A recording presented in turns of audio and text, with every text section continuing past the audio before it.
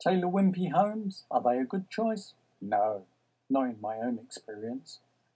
This is a view of the front door. Look at the paintwork. Here's the pointing, dreadfully done, badly carried out. This is a view of the mastic thrown all over the front door frame. Front door frame isn't square, badly assembled, looks terrible. This is an electrical pipe conduit, doesn't fit. Look at the mastic mess all around the electricity box. This is cracking in the cedar boards and it's damp. Another picture of the permanent damp and the conduit, which is supposed to be vertical. Here's a bolt that doesn't fit because it's too low and it's too wide. Here's a lamp that stops the garden gate opening or closing. Here's a garden gate post that doesn't fit. Here's a garden gate that's at an angle on the gate post. This is a bow door frame. The door doesn't fit properly. This is a non-fitting box, gas meter box. When you look here, you can see two different fittings have been used. You've got builder's rubbish inside. This is an example of pointing and brickwork and a soffit that doesn't fit. The soffit looks like it's made out of second-hand materials, holes under the tiles. Self-coloured render, no longer self-coloured, they've used cement everywhere. Looks dreadful.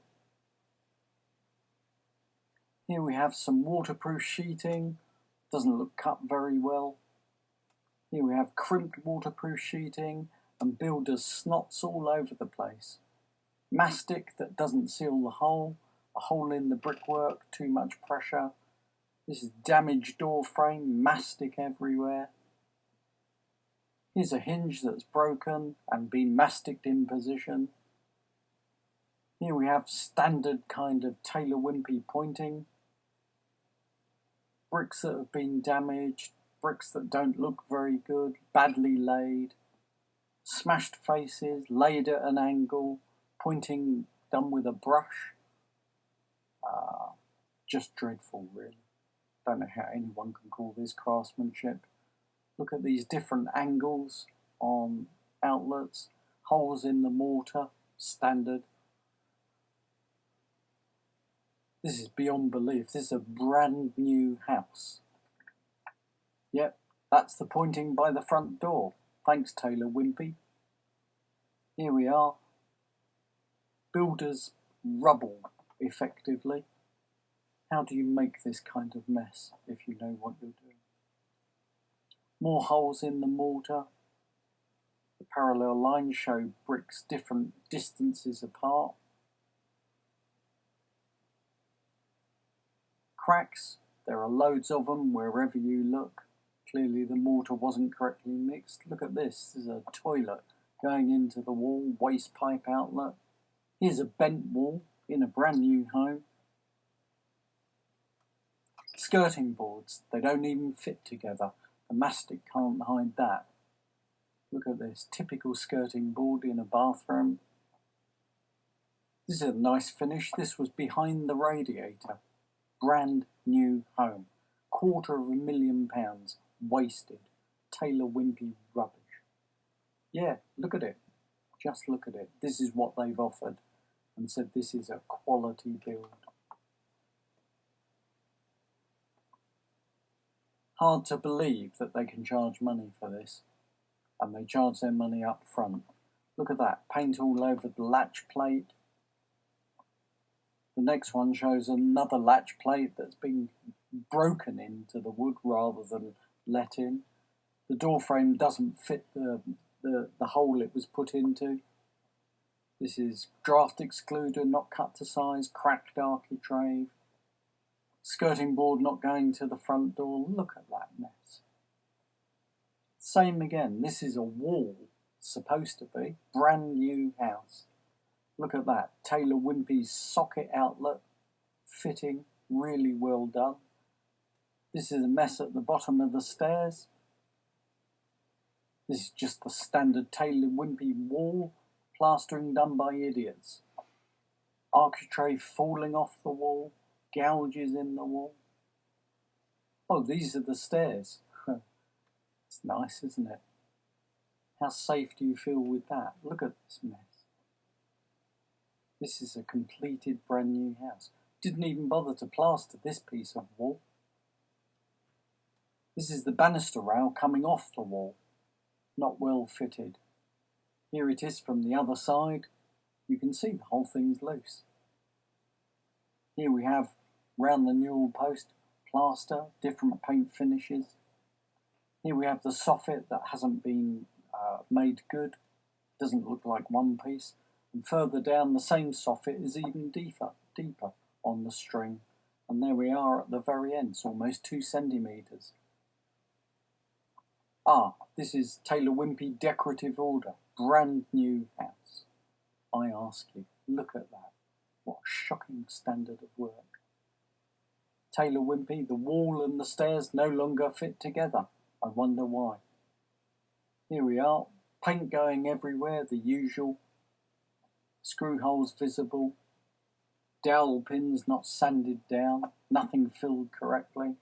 This is a wall where the plaster goes in lots of different directions. Must have been done by a child. Paint finish. Yep, that looks good too, doesn't it? Cracks in the wall, well, they come as standard with this house. This is an outside balcony door. I ask you, look at that for weatherproofing. This is a studio window. Look at the scuffs on the frame, the dirt on the window.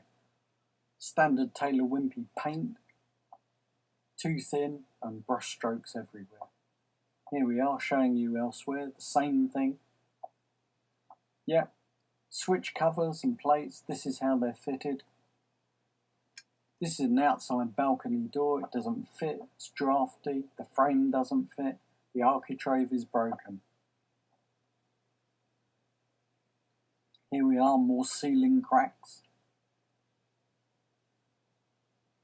This is the lounge ceiling, it's been repaired 4 or 5 times and it still keeps cracking. This is the loft door, it wasn't fit correctly, it's not square. Oh, this is what was found in the bedrooms. Look at this mess, they didn't even clear up after them. Standard socketry, look at the paint marks everywhere. Same again, socket or switch cover doesn't fit. Skirting boards again seem to be a bit of a weakness for Taylor-Wimpey. Here we go, here's a skirting board that doesn't even get levelled. It's a centimetre off the floor. How do you make a mess with a window board like this? Mastic under a door, double door, onto a balcony. Here's a balcony door. The frame doesn't fit, the paint doesn't look good, and the mastic doesn't hide the fact. Hinges, there were 6 of them. 2 of them weren't even connected. This is internal, that's external. Look at the paint scoring in the piece of wood next to it. Mastic absolutely everywhere. Here we go again on the hinges. Not even straight, is it? And this, a broken hinge plate, just masticed into position. And here, they didn't even open the door to make this line of mastic. Look, these clowns, they can't even fit brand new doors in brand new frames. More skirting board that doesn't quite cut the mustard. Here we go again. Yeah, switch covers that don't fit, cracks in the wall, bad paint. These socket outlets are all at different heights.